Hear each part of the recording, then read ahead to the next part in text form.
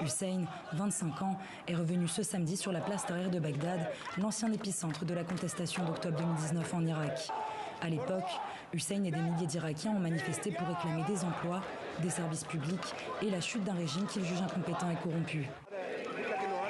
Je suis ici pour dénoncer la classe politique, toujours au pouvoir, qui a détruit le pays et qui a tué des centaines de manifestants pendant la contestation en 2019.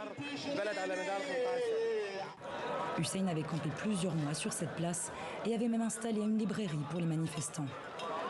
J'ai créé cette librairie pour que les manifestants s'informent sur la politique, la culture irakienne. Nous sommes la jeunesse, nous sommes l'avenir du pays. Et c'est une responsabilité de rendre les livres et l'éducation accessibles à tout le monde. C'est comme ça qu'on construit un pays. C'est avec de l'amertume qu'Hussein manifeste de nouveau sur la place Tahrir. Il déplore que la même classe politique soit toujours au pouvoir.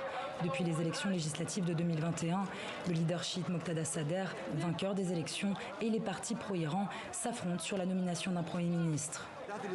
En octobre, il y a eu un climat de violence avec les manifestations des partis politiques pro-Iran, puis celles des partisans de Moqtada Sadr. Mais tous ces gens ne sont pas le peuple. Les deux camps font partie de la même classe politique au pouvoir depuis 2019. Ils ne nous représentent pas. Hussein rejoint d'autres manifestants anti-pouvoir sur la place Tahrir. Parmi eux, Zahra, une étudiante de 22 ans. Elle dénonce l'instabilité politique et sécuritaire en Irak ces derniers mois.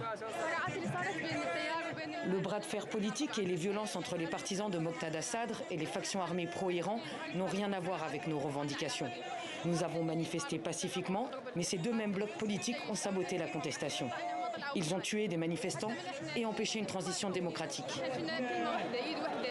3 ans après le début de la contestation sociale en Irak, le pays est toujours dans l'impasse politique. Les manifestants anti-pouvoir que nous avons rencontrés craignent une poursuite des violences